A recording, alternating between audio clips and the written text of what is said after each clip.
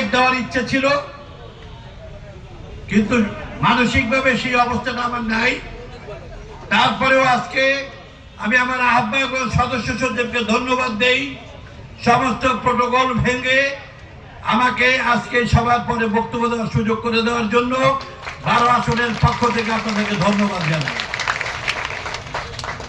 মানুষ ষড়যন্ত্র করবে, ষড়যন্ত্র হচ্ছে, আপনারা জানেন। আমি সহ তেজগাঁ থানার আমাদের আহ্বায়ক মিরাজউদ্দিন হায়দার আরজু, আমাদের যোগদান কবি নানাভাবে ষড়যন্ত্র করছে। বিস্তারিত বললাম না, শুধু আহ্বায়কের দৃষ্টি আকর্ষণ করতে চাই, প্লিজ একটু রাখো।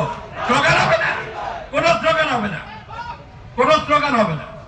দৃষ্টি আকর্ষণ করতে চাই, আপনি বিষয়গুলো দেখবেন।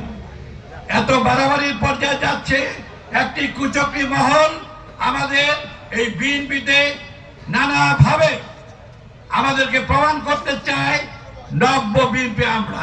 40 বছর পর রাজনীতি করার পর এই ধরনের উদ্দেশ্য কখনো সফল হবে না। তাই সেদিকে আপনি দৃষ্টি রাখবেন।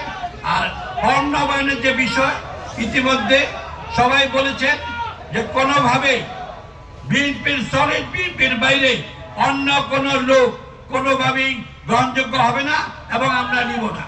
আমাদের শাহনম ভাই বলেছেন 99 নম্বরের খবর রাখতে। ভাই, আমি 99 নম্বরের খবর রাখবো কেন? 12 আসনের যত ওয়ার্ড থানা আছে সবগুলিতে কোনো হবে না। আমি শুধু 99 নম্বরের জন্য জন্ম হয় নাই, আমার জন্ম হয়েছে বৃহৎ রাজনীতি করার জন্য। যাই হোক, বক্তব্য আমি দীর্ঘায়িত করবো না। আমরা তারেক রহমানের ভারপ্রাপ্ত চেয়ারম্যান তারেক রহমানের ইচ্ছা, আশা, উদ্দেশ্য এই স্লোগান রাখবো। আমরা সেই জন্য এই দেশটাকে রক্ষা করার জন্য বিএনপিকে ক্ষমতায় আনতে হবে। তা আমরা মনে করি এই দেশটাকে রক্ষা করার জন্য বিএনপির কোনো বিকল্প নাই। কিন্তু এখন যেভাবে আমরা চলছি সেভাবে করলে বিএনপি এগোতে পারবে না। আমরা নিজেরা আগে ভালো হব, পরে অন্যকে যাতে আর দুষ্কৃতি করে ঢুকতে না পারে সেটাও আমাদের চেষ্টা করতে হবে। আমরা ভালো কাজ করব, যারা খারাপ কাজ করবে তাদেরকে প্রতিহত করব।